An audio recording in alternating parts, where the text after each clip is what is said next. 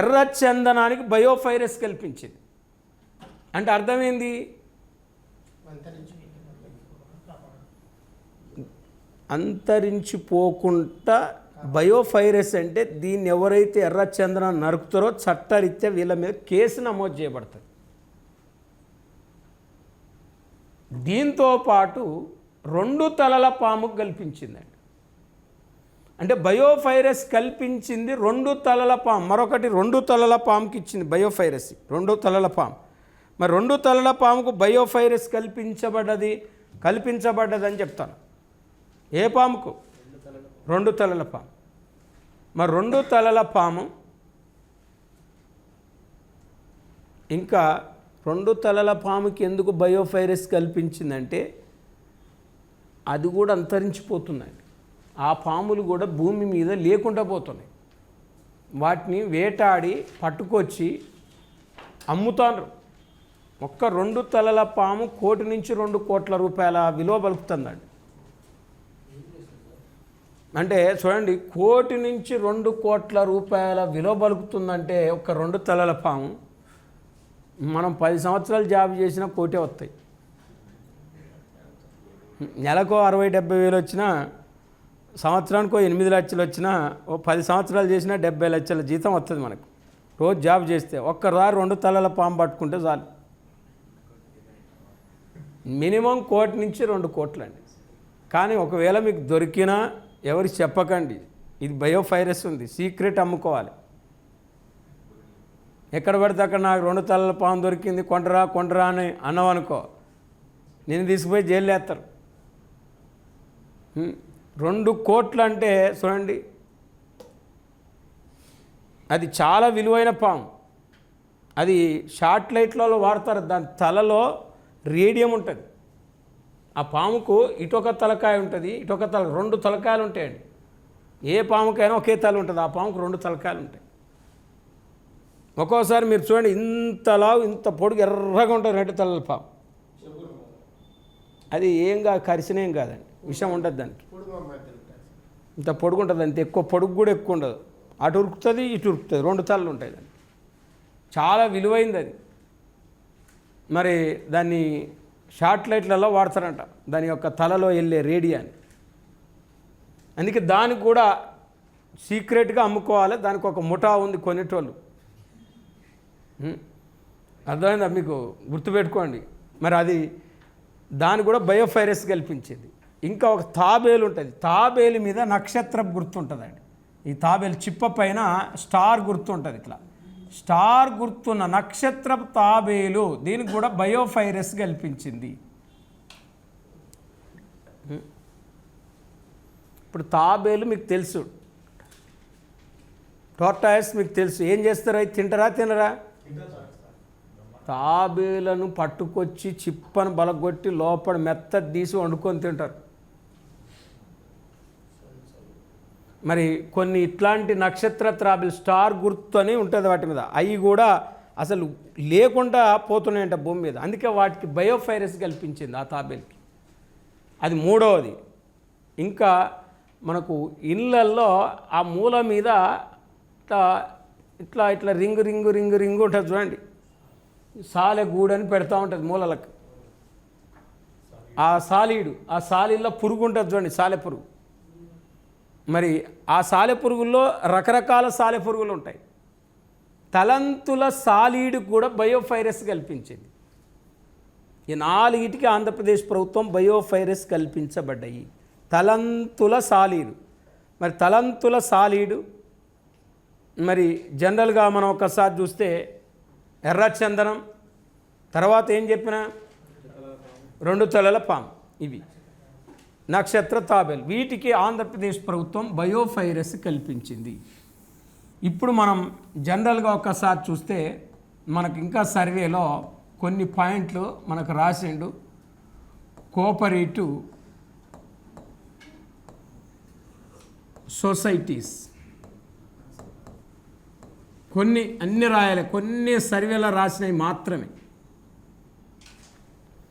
అంటే సహకార సంఘాలు. ఇందులో మనకి ఏ సహకార సంఘాలు ఉందంటే జీసీసీ ఒకటి రాసిండు, మార్క్ ఫెడ్ ఒకటి రాసిండు, స్టేట్ కోఆపరేటివ్ యూనియన్ ఒకటి రాసిండు, ఆర్ఈసిసి ఒకటి రాసిండు, కన్జ్యూమర్ కోఆపరేటివ్ సొసైటీ రాసిండు, జాయింట్ కోఆపరేటివ్ సొసైటీ ఒకటి రాసిండు, కాంట్రాక్ట్ కోఆపరేటివ్ సొసైటీ ఒకటి రాసిండు, తర్వాత పాల సహకార సంఘాలు ఒకటి రాసిండు. ఇవి మన సర్వేలో రాసిన తర్వాత డీసీబీ, పీసీబీ, ఆప్కాబ్ రాసిండు. డీసీబీలు, పీసీబీలు, ఆప్కాబులు రాసిండు. ఇవి సహకార సంఘాల గురించి రాయటం జరిగింది. అంటే జనరల్గా మనకు ఇప్పుడే మత్స్య సహకార సంఘాలను కూడా మనం చదివినాం. మత్స్య సహకార సంఘాల్లో different types of cooperative societies అని చదివాం. మెయిన్గా జీసీసీ అనేది ఒక గిరిజన కోఆపరేటివ్ కార్పొరేషన్ అండి. గిరిజన కోఆపరేటివ్ కార్పొరేషన్ అంటారు దీన్ని. జీసీసీ గిరిజన సహకార సంస్థ.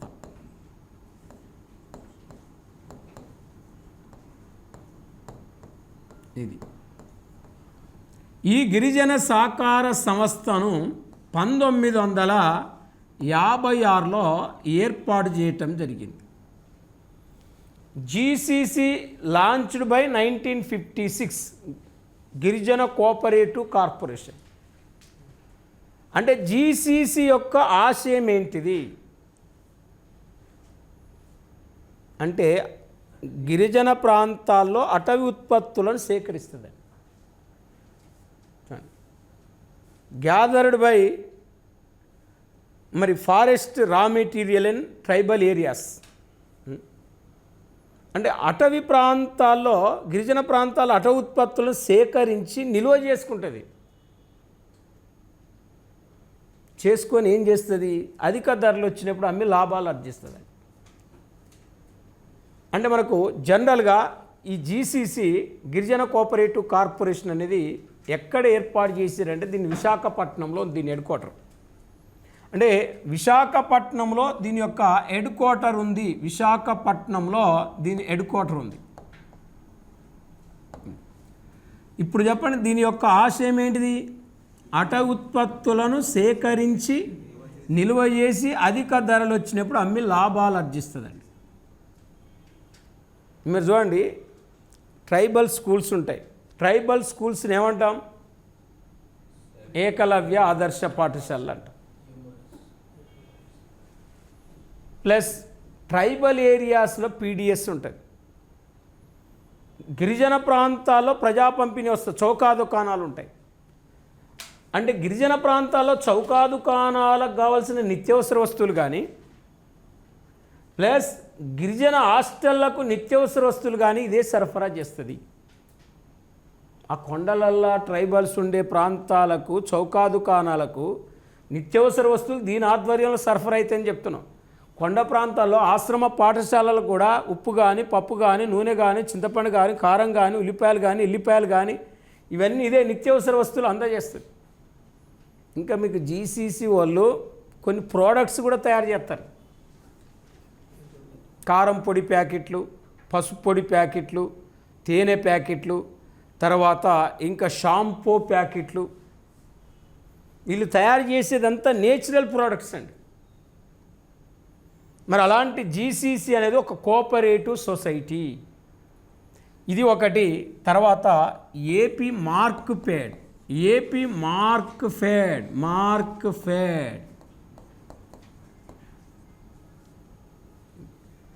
అంటే ఆంధ్రప్రదేశ్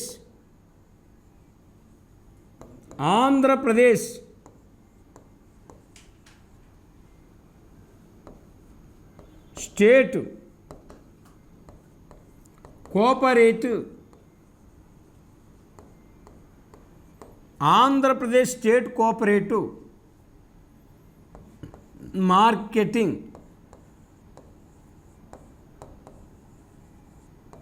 ఫెడరేషన్.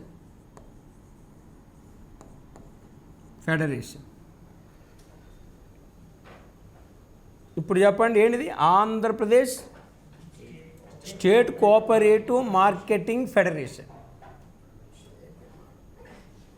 మరి Andhra Pradesh state cooperative marketing federation అంటే తెలుగులో ఏమంటామంటే దీన్ని ఆంధ్రప్రదేశ్ రాష్ట్ర సహకార మార్కెటింగ్ సమైక్య అంటామండి.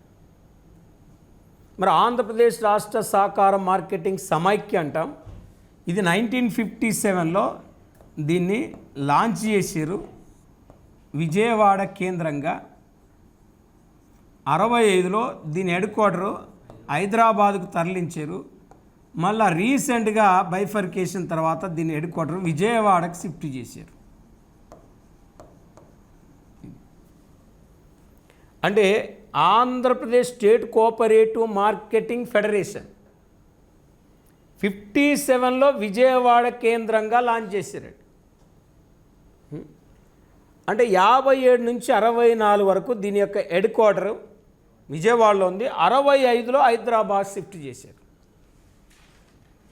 ప్రజెంటు ఏపీ మార్కెట్ ఎక్కడుంది అంటే ఏం చేస్తుంది ఇది అంటే ప్రభుత్వం తరపున రైతుల నుండి ధాన్యం కొనుగోలు చేస్తుందండి. ఇప్పుడు కరోనా సమయంలో జగన్మోహన్ రెడ్డి ధాన్యాన్ని ఎవరి సహకారంతో కొనుగోలు చేసిండు? మార్కెట్ సహకారంతో, ఏపీ మార్కెట్ సహకారంతో ప్రభుత్వం తరపున ధాన్యాన్ని కొనుగోలు చేసి నిల్వ చేస్తుంది. ధాన్యమును కొనుగోలు చేసి నిల్వ చేస్తుంది. నిల్వ చేస్తుంది. అధిక ధర వచ్చినప్పుడు అమ్మి లాభాలు ఆర్జిస్తుందండి.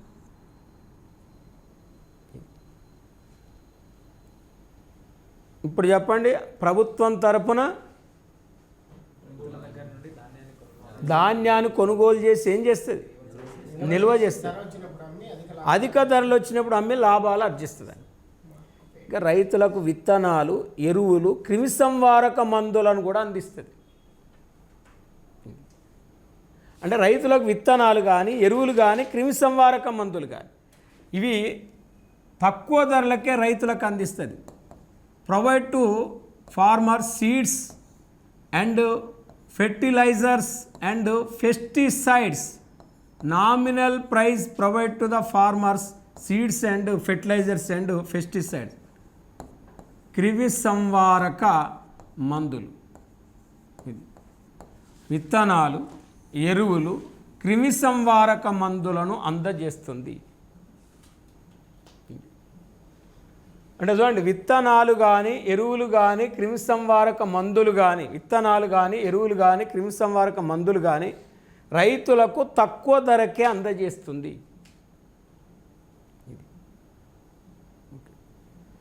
మరి ఇప్పుడు ఇంకా ఇది మనకు సర్వేలో రాసిన దాని ప్రకారం వడ్లు అంటే ప్యాడీ పట్టిస్తే రైస్ వస్తుంది, వరి పొట్టు వస్తుంది. వరి పొట్టు నుంచి రైస్ బ్రౌన్ ఆయిల్ తయారు చేస్తుందండి. రైస్ బ్రౌన్ ఆయిల్ అని ఒకటి ఉంటుంది, అక్కడ మనకు దొరుకుతాయి షాపులలో. రైస్ బ్రౌన్ ఆయిల్ అని దొరుకుతూ ఉంటుంది. ఆ రైస్ బ్రౌన్ ఆయిల్ను కూడా ఇదే మ్యానుఫ్యాక్చరింగ్ చేస్తుంది. అంటే 1972లో ఇది ఏం చేసిందంటే విజయవాడలో రైస్ బ్రౌన్ ఆయిల్ సంస్థని ఏర్పాటు చేసింది. రైస్ బ్రౌన్ ఆయిల్ సంస్థను విజయవాడలో 72లో లాంచ్ చేసింది.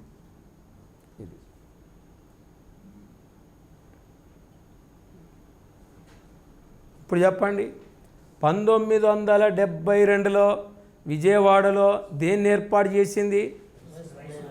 రైస్ బ్రౌన్ ఆయిల్ సంస్థని ఏర్పాటు చేసింది.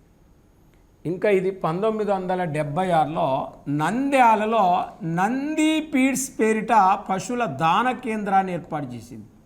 నంది ఫీడ్స్ పశువుల దాన కేంద్రం ఇది. ఇవన్నీ మనకు ఒక 4-5 పేజీలు సోషియో ఎకనామిక్ సర్వేలో దీని గురించి, ఈ సహకార సంస్థల గురించి రాయటం జరిగింది. ఇప్పుడు చూడండి, 1976లో నంద్యాలలో క్యాటిల్ ఫీడ్ సెంటర్ని లాంచ్ చేసిందండి. మరి cattle feed centre launched by 1976 in Nandyal. అంటే పశువుల దానా కేంద్రాన్ని నంది ఫీడ్స్ పేరు మీద స్టార్ట్ చేసింది. అంటే ఇప్పుడు మనకు ఒక్కసారి ఆంధ్రప్రదేశ్ స్టేట్ కోఆపరేటివ్ మార్కెటింగ్ ఫెడరేషన్ని ఆంధ్రప్రదేశ్ రాష్ట్ర సహకార మార్కెటింగ్ సమైక్య అంటుంది తెలుగులో. అంటే దీని మీద ఇప్పుడు అవగాహన ఏంది? ప్రభుత్వం తరపున ఏం చేస్తుంది?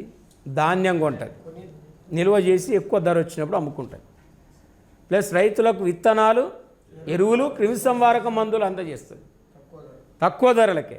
ఇంకా ఇది రైస్ బ్రౌన్ ఆయిల్ సంస్థను ఏర్పాటు చేసింది. నంది ఫీడ్స్ పేరు మీద పశువుల దాన కేంద్రాన్ని కూడా ఏర్పాటు చేసింది.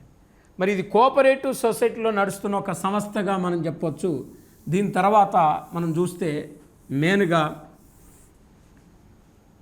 State cooperative union. State cooperative union దీనిని 1961లో ఏర్పాటు చేయటం జరిగింది.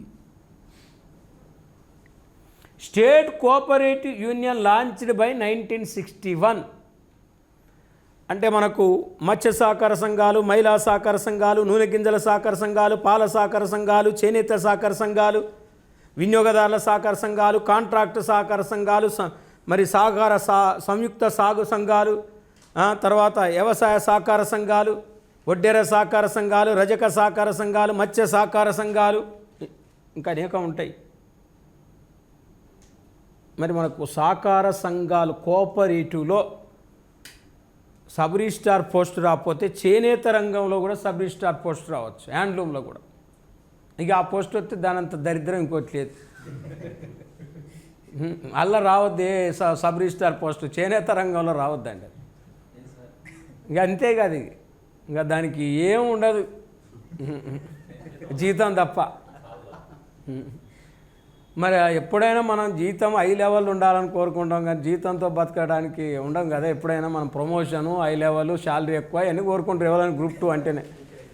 మరి అక్కడ జనరల్గా మనకు సహకార సంఘాలు ఎన్ని ఉన్నాయండి. ఆ సహకార సంఘంలోని వ్యక్తులకు, సహకార సంఘాల్లోని సభ్యులకు ఇది శిక్షణ ఇస్తుందండి.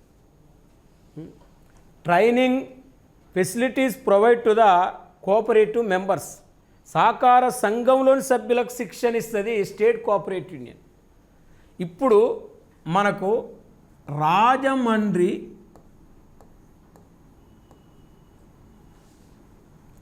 విజయవాడ, అనంతపురంలో మాత్రమే సహకార యూనియన్లు పనిచేస్తున్నాయి. ఇప్పుడు కడపలో ఉన్నది పనిచేయట్లేదు. రాజమండ్రి, విజయవాడ అండ్ అనంతపురంలో సహకార యూనియన్లు ఉన్నాయి. 3 చోట్ల సహకార శిక్షణా సంస్థలు 3 చోట్ల ఉన్నాయి ఏపీలో ప్రజెంటు. ఈ సర్వే ప్రకారం కడపలో మనకు క్లోజ్ చేయబడ్డదని రాశాడు. ఓన్లీ 3 చోట్ల రాజమండ్రి, విజయవాడ, అనంతపురంలో స్టేట్ కోఆపరేటివ్ యూనియన్లు ఉన్నాయి. మరి ఇది ఒక సంస్థగా మనం చెప్పుకోవచ్చు. దీని తర్వాత మనం చూస్తే మరొకటి ఏంటంటే RECCలు ఎక్కడున్నాయని రాశాడు మనకు సర్వేలో. Rural electrification cooperative corporation. Rural electrification cooperative corporation, గ్రామీణ విద్యుత్ సహకార సంస్థ. అంటే గ్రామీణ విద్యుత్ సహకార సంస్థ, గ్రామీణ విద్యుత్ సహకార సంస్థ. మరి గ్రామీణ విద్యుత్ సహకార సంస్థ, గ్రామీణ విద్యుత్ సహకార సంస్థ. ఈ గ్రామీణ విద్యుత్ సహకార సంస్థలు ఎక్కడున్నాయని అడుగుతాడు. అసలు ఈ గ్రామీణ విద్యుత్ సహకార సంస్థను 1970లో లాంచ్ చేయటం జరిగింది. 1970లో దీన్ని ఏర్పాటు చేశారు. ఇవి ఆంధ్రప్రదేశ్లో 3 చోట్ల పనిచేస్తున్నాయి. ఎక్కడంటే కుప్పంలో ఒక చోట, కాసింపేట రెండో చోట, చీపురుపల్లి మూడో చోట. చీపురుపల్లి అంటే చీపురుపల్లి, ఇది కాసింపేట, కుప్పం.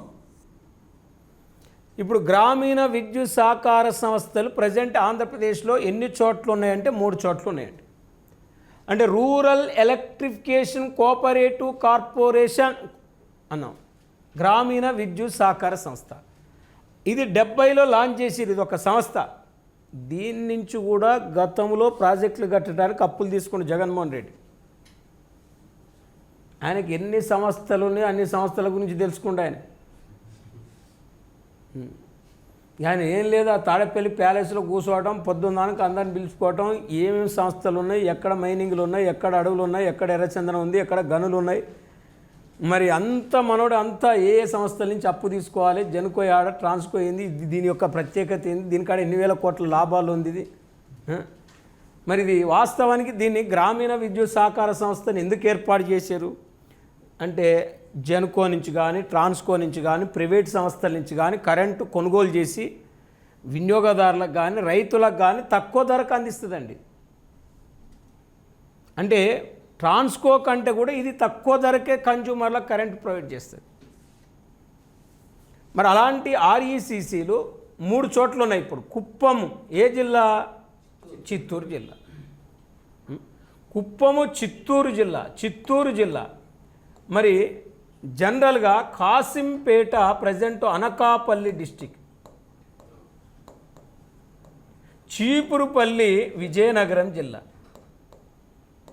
ఈ 3 చోట్ల గ్రామీణ విద్యుత్ సహకార సంస్థలు ఉన్నాయి. మరి గ్రామీణ విద్యుత్ సహకార సంస్థలు 3 చోట్ల ఉన్నాయని చెప్తున్నాం. ఇప్పుడు ఒక్కసారి కుప్పం, చిత్తూరు జిల్లా, కాసింపేట, అనకాపల్లి జిల్లా, చీపురుపల్లి, విజయనగరం. అంటే ఇది దీని యొక్క ఆశయము, దీని యొక్క ఉద్దేశం ఏం చెప్పిన, వినియోగదారులకు వ్యవసాయదారులకు తక్కువ ధరలకే కరెంటును సరఫరా చేస్తుంది. ఇది అంటే వినియోగదారులకు మరియు వ్యవసాయదారులకు తక్కువ ధరకే కరెంటును విద్యుత్తును సరఫరా చేస్తుంది ఆర్ఈసీసీ. ఆ ఉద్దేశంతో లాంచ్ చేశారు దీన్ని. మరి ఇది ఆర్ఈసీసీని అని చెప్తున్నాం. ఇక దీని తర్వాత మనం మరొకటి చూస్తే మెయిన్గా వినియోగదారుల సహకార సంఘాలు.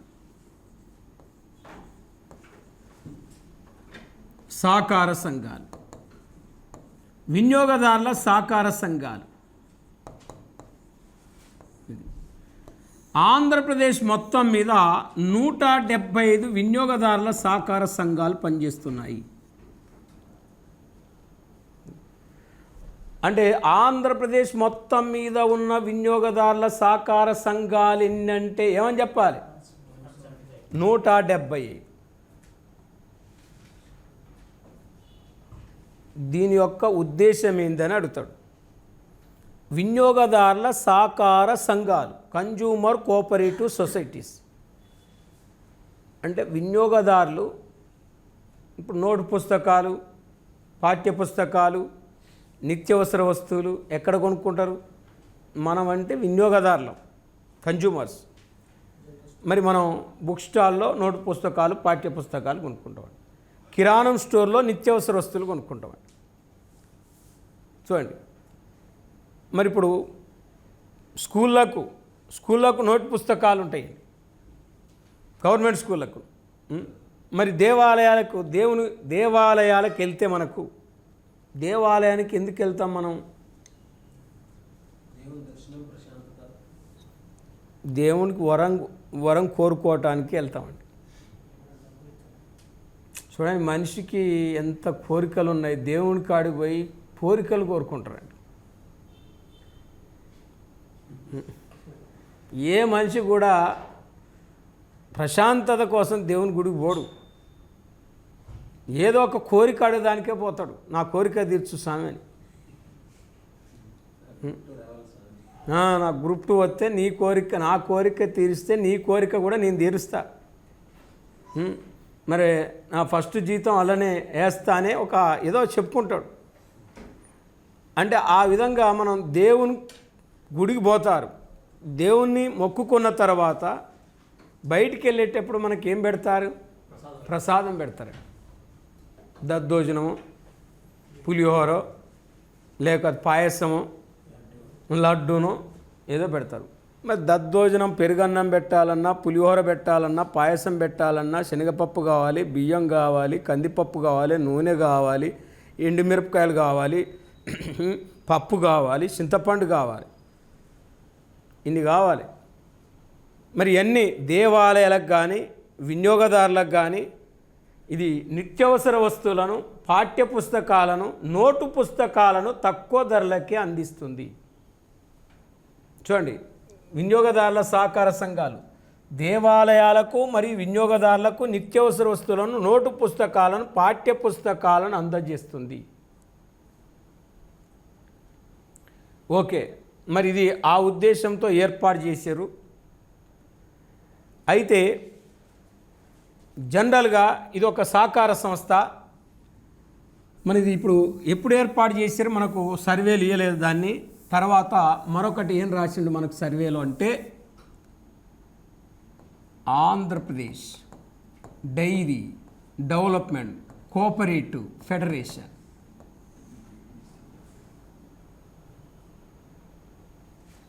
ఏపీడీడీసీఎఫ్ అంటే ఏపీడీడీసీఎఫ్ అంటే దాన్ని తెలుగులో ఏమనాలి మరి? ఇంగ్లీష్లో Andhra Pradesh dairy development cooperative federation.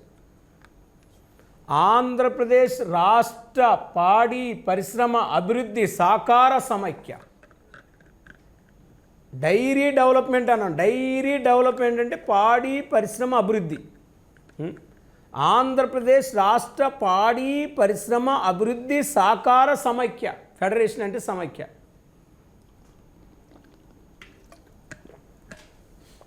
అంటే ఇప్పుడు ఈ ఆంధ్రప్రదేశ్ డైరీ డెవలప్మెంట్ కోఆపరేటివ్ ఫెడరేషన్ని 1981లో లాంచ్ చేయటం జరిగింది.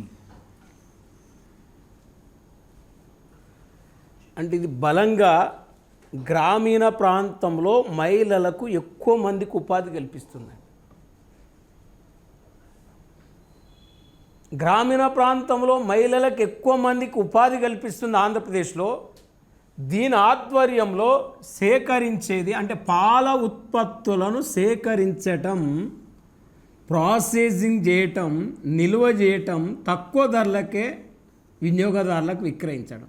పాలను సేకరించటం, ప్రాసెసింగ్ చేయటం, ప్లస్ నిల్వ చేయటం, ప్లస్ తక్కువ ధరలకే కన్జ్యూమర్లకు అందజేయటం.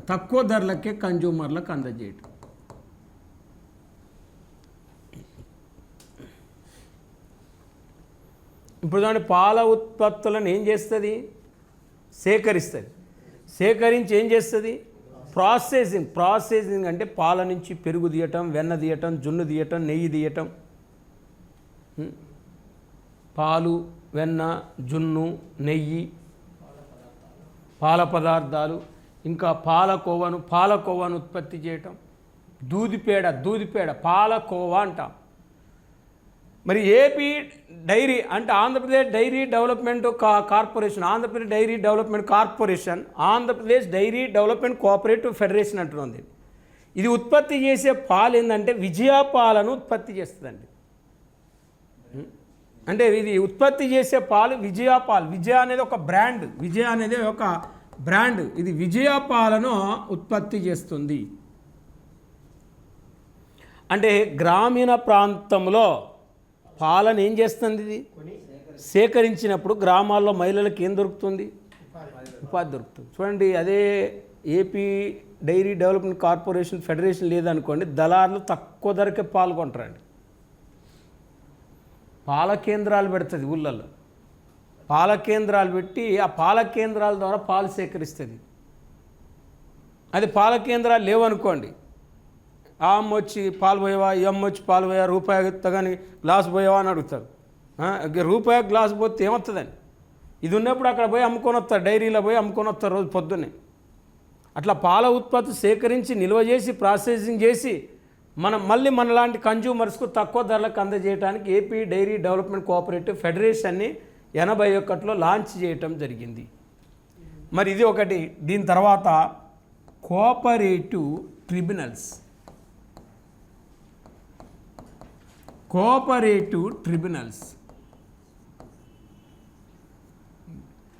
మరి కోఆపరేటివ్ ట్రిబ్యునల్స్, సహకార ట్రిబ్యునల్స్ 1993లో సహకార ట్రిబ్యునల్ని విజయవాడలో ఒకటి ఏర్పాటు చేయటం జరిగింది. 2003 సంవత్సరంలో కోఆపరేటివ్ ట్రిబ్యునల్ని విశాఖపట్నంలో ఏర్పాటు చేయటం జరిగింది. విశాఖపట్నంలో ఏర్పాటు చేయటం జరిగింది.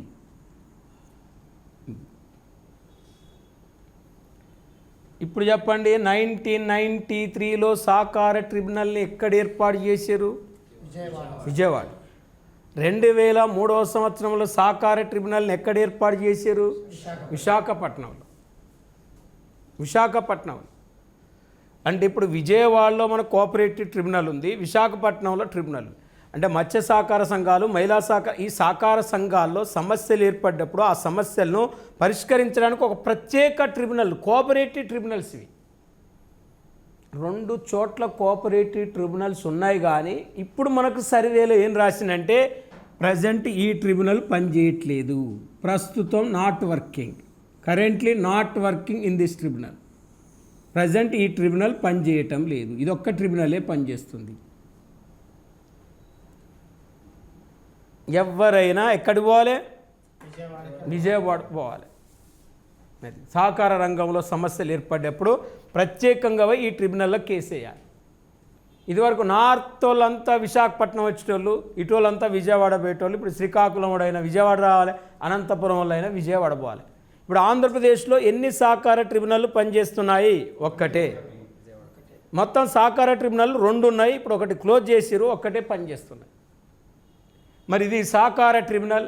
దీని తర్వాత మనం చూస్తే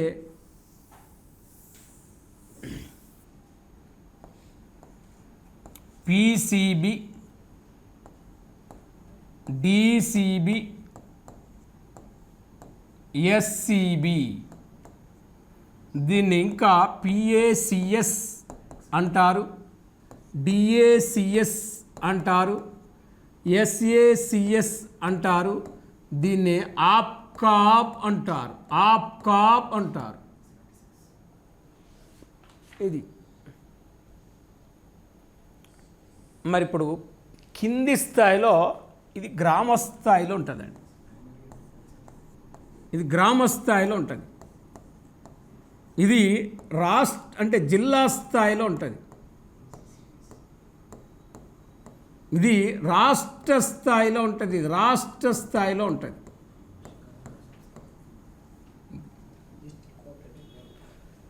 ఇప్పుడు మనకు ఒక్కటి ఫస్ట్ ఏమని రాయాలంటే primary agriculture cooperative society, PACS అంటే ప్రైమరీ అగ్రికల్చర్ కోఆపరేటివ్ సొసైటీస్.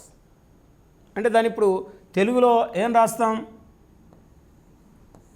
ప్రాథమిక వ్యవసాయ సహకార పరపతి సంఘం. ప్రాథమిక వ్యవసాయ సహకార పరపతి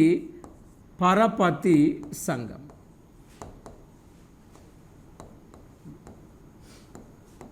ఇది మరి ప్రాథమిక వ్యవసాయ సహకార పరపతి సంఘం, ప్రైమరీ అగ్రికల్చర్ కోఆపరేటివ్ సొసైటీ అనొచ్చు, ప్రైమరీ కోఆపరేటివ్ బ్యాంక్ అనొచ్చు. ఇది అయితే ఇది గ్రామ స్థాయిలో ఉంటుందండి. ఎక్కడుంటుంది? అయితే ఇక్కడ మన ఆంధ్రప్రదేశ్లో 2042 పీసీబీలు ఉన్నాయండి. అయితే 237 పీసీబీలను ఆన్లైన్ చేయటం జరిగింది. 2042 పీసీబీలు పిఏసిఎస్లు రాష్ట్రంలో ఉంటే 2037 పిఏసిఎస్లను ఆన్లైన్ చేయటం జరిగింది. ఆన్లైన్ చేయటం అంటే కంప్యూటర్లు పెట్టారు. ఊళ్ళల్లో కూడా పీసీబీలలో కంప్యూటర్లు పెట్టారు, డిజిటలైజ్ చేసిండ్రు. ఒకప్పుడు ఏం లేదు, డిస్ట్రిక్ట్ నుంచి ఒక బ్యాగ్ పట్టుకొని వస్తాడు నా కోఆపరేటివ్ బ్యాంక్ ఆయన, ఇంత లావు బుక్ ఉంటుంది, అలా ఇంత పొడుగుంటుంది. ఇంకా మనం అంతా రైతులం, పోయి అలా మన పేరు ఒక పేజీలు రాస్తాడు, మన ఫోటో పెడతాడు, మన అకౌంట్ నెంబర్ ఉంటుంది. ఈరోజు మనం డబ్బులు తీసుకోవాలంటే తీసుకున్నట్టు రాస్తాడు, ఎత్తే వేసినట్టు రాస్తాడు. అలా ఆ బుక్ పోయిందనుకో కదా ఎవడోడెంత అప్పు తీసుకున్నాడో ఎవడోడెంత అప్పు డబ్బులు ఉన్నాయో కూడా తెలియదల్లా. ఇప్పుడు ఆన్లైన్ చేసినప్పుడు ఆ కంప్యూటర్ ఎత్తకపోతే మాత్రం ఇంకో కంప్యూటర్లు ఉంటాయి కదా. రాత్రి ఆ ఊళ్ళో పడి ఆ కంప్యూటర్ ఎత్తకపోయారు ఆన్లైన్ చేసినప్పుడు. దేశం హార్డ్ డిస్క్ దేశం అంతా ఉంటుంది కదా.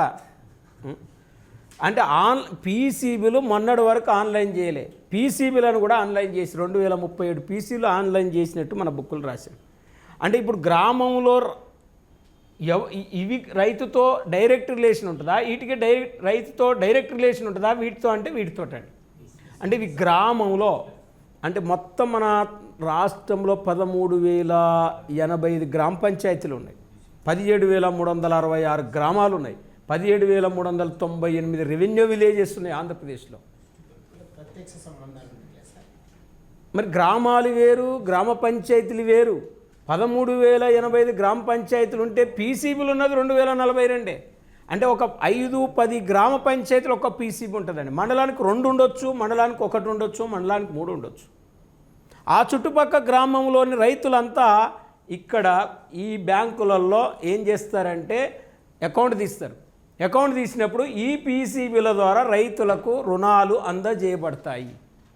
అంటే గ్రామీణ ప్రాంతంలో రైతులతో ప్రత్యక్ష సంబంధం ఉంటుంది. వేటికి? పీసీబీలతోటి. మరి ఇక్కడ గ్రామంలో రైతు ఉంటాడు కాబట్టి ఇక్కడి నుంచి అప్పు తీసుకోవచ్చు, ఇక్కడే విత్తనాలు తీసుకోవచ్చు, ఇక్కడే ఎరువులు తీసుకోవచ్చు, ఇక్కడే పురుగు మందులు తీసుకోవచ్చు, ఇక్కడే యంత్రాలు కొనుక్కోవచ్చు, ఇక్కడే ట్రాక్టర్ కావాలంటే లోన్ తీసుకోవచ్చు. మరి అందరికీ ఇయ్యరు. రైతుకి ఇందులో ఏముండాలి? మెంబర్షిప్ ఉండాలి. ఇప్పుడు మీ అందరికీ అక్కడ రుణాలు ఇస్తారా? ఇయ్యరు. నువ్వు రైతు అయి ఉండి నీ పేరు మీద పాస్బుక్ ఉండి నువ్వు పీసీబీలో మెంబర్షిప్ తీసుకుంటేనే నీకు రుణం ఇస్తారండి అక్కడి నుంచి. మరి ఇక్కడ చూడండి, గ్రామంలో రైతుతో ప్రత్యక్ష సంబంధం కలిగి ఉండే ఏంటి?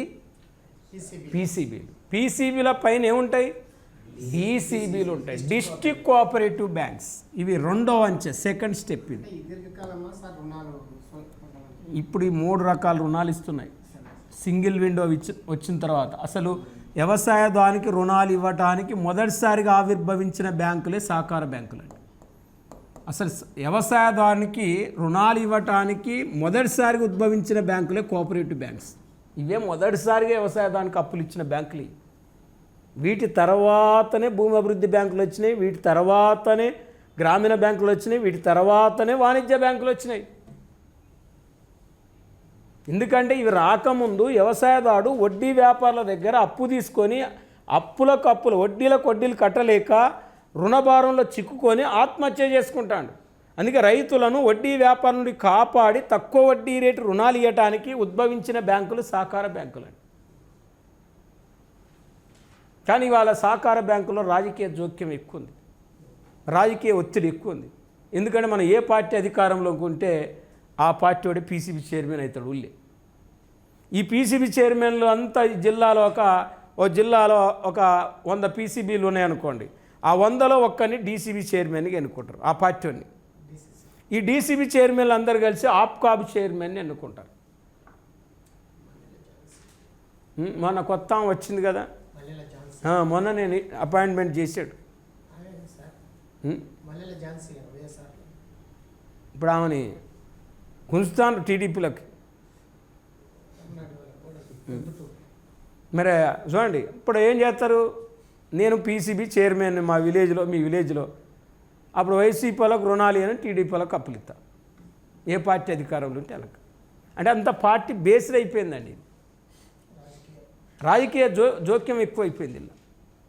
అంటే ఇవి రైతుకు అందరికీ అప్పులు ఇవ్వాలి, కానీ ఇలా చూడండి గ్రామాల్లో దీంట్లో ఒక పార్టీలకు వ్యతిరేకంగా రుణాలు ఇస్తారు. అంటే ఇది జిల్లాలో ఉంటుంది, ఇది ఎస్సీబీలకు పీసీబీలకు అనుసంధానకర్తగా వ్యవహరిస్తుంది. ప్లస్ దీనిపైన APCOB, Andhra Pradesh state cooperative bank అంటారు, ఆప్కాబ్ అంటారు. అదే ఇక్కడ ఓన్లీ వాళ్ళకు వాడు చెప్పిన వాడికే రుణాలు ఇస్తారు, వాడు ఈయన మాట నిన్నోనికి రుణాలు ఇయ్యారు.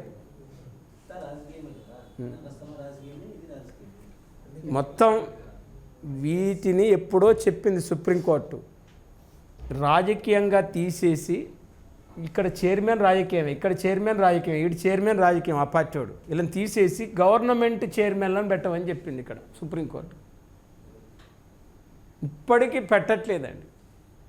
ఇప్పుడు ఎట్లా ఎన్నికలు అయితే జరుగుతాయంటే విలేజ్లలో, ఇప్పుడు మీరంతా విలేజ్లో రైతులందరి పీసీబీలో సభ్యత్వం ఉండాలని లేదు, కొంతమంది రైతులకు ఉంటుంది.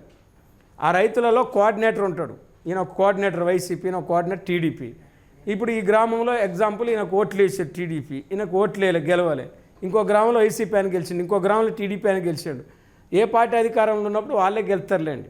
గెలిచినప్పుడు అప్పుడు ఈ 2000 మీ డిస్టిక్లో 100 మంది ఉన్నారు, 100లో 60 మంది టీడీపీ వాళ్ళు గెలిచారు, 40 మంది వైసీపీ వాళ్ళు గెలిచారు. ఆ 60 మందిలో ఒక్కని ఏం చేస్తారంటే డీసీబీ చైర్మన్గా సెలెక్ట్ చేస్తారు, డిస్ట్రిక్ట్ కోఆపరేటివ్ చైర్మన్. అప్పుడు 13 జిల్లాల నుంచి 13 డీసీబీ చైర్మన్లు ఉంటారు. ఆ 13 డీసీబీ చైర్మన్లలో ఒక్కరిని ఆప్కాబ్ చైర్మన్ చేస్తారు. ఇక మొత్తం వాని చేతిలో ఉంటుంది. వీడంతా నాబార్డు నుంచి రుణాలు తీసుకుంటాడు. ఆప్కాబు ఎక్కడి నుంచి అప్పులు తీసుకుంటుంది? నాబార్డు నుంచి తీసుకొని డీసీబీలకు ఇస్తే, డీసీలు పీసీబీలకు ఇస్తే, పీసీబీలు రైతుకి ఇస్తాయి. అంటే చూడండి, చాలా ఇలా రాజకీయ జోక్యం చాలా ఉంటుంది. నేను కూడా పీసీబీలో నాకు కూడా మెంబర్షిప్ ఉంది. నేను కూడా చాలాసార్లు అప్లై చేసుకుంటే రుణానికి నాకు చాలాసార్లు రిజెక్ట్ చేశారు అప్లికేషన్. మొదటి నుంచి కాంగ్రెస్ అని తెలుసు వాళ్ళకి, మా ఊళ్ళో నేను మొదటి నుంచి కూడా కాంగ్రెస్ పార్టీ అని తెలుసు, విలేజ్లో అందరూ తెలుసు నేను. కాబట్టి టీఆర్ఎస్ వాళ్ళు అసలు రుణం రాకుండా చేశారు నాకు. ఇప్పుడు మనదే రాజ్యం కాబట్టి వాళ్ళు ఏం చేయలేరు ఇప్పుడు. అట్లా ఇప్పుడు మనం వాళ్ళకి రిజెక్ట్ చేస్తున్నాం ఇప్పుడు. కానీ మనం అనవసరంగా రుణమాఫీ అందరికీ చేసిండు. వాళ్ళకి టీఆర్ఎస్ వాళ్ళకి ఎక్కువ రుణమాఫీ అయింది, ఒక్కొక్కరిని 2-3 లక్షలు అయింది వాళ్ళకి. తండ్రికైంది, కొడుకైంది ఒక్కొక్కరికి. మరి నాకు లేదు రుణమాఫీ. చూడండి, ఇయ్యలే అప్పుడు నాకు అప్పులు. అంటే ఎన్నిసార్లు తిరిగినా అప్పులు ఏ బ్యాంకులో కూడా ఆయనకి ఇయ్యకని ఒత్తిడి చేశారు. అంటే ఇప్పుడు మళ్ళీ మనం ఇప్పుడు రుణమాఫీ ఇప్పుడు తీసుకున్నాం అనుకో అప్పులు, మళ్ళీ నెక్స్ట్ వచ్చిన రుణమాఫీ చేస్తారో చేయడం గ్యారెంటీ లేదు కదా. కాబట్టి ఇక్కడ మనకు అంతా రాజకీయ బేస్డ్గా ఉంటాయి. మరి ఇట్లా ఇది 3 ఇక్కడ మనకు 13 డీసీబీలు ఉన్నాయి, ఇంకా కొత్తగా 26 డీసీబీలు ఏర్పడలేదు.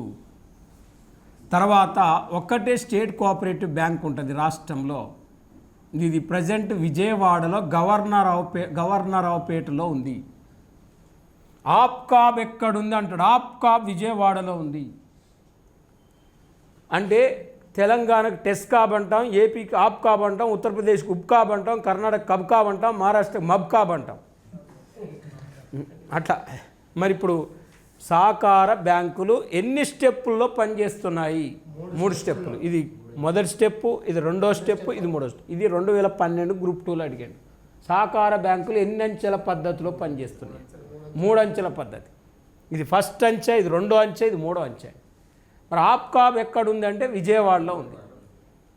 మరి జనరల్గా మనం చూస్తే ఇది సహకార బ్యాంకులకు అపెక్స్ బ్యాంకు శిఖరాగ్ర బ్యాంకుగా ఆప్కాబ్ చెప్తామండి.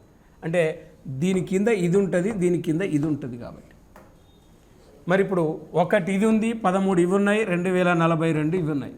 మరి ఇప్పుడు సహకార బ్యాంకుల యొక్క ఆశయం ఏంటంటే రైతుకు తక్కువ వడ్డీలకే రుణాలు, తక్కువ వడ్డీ రేటుకే రుణాలు ఇవ్వటం.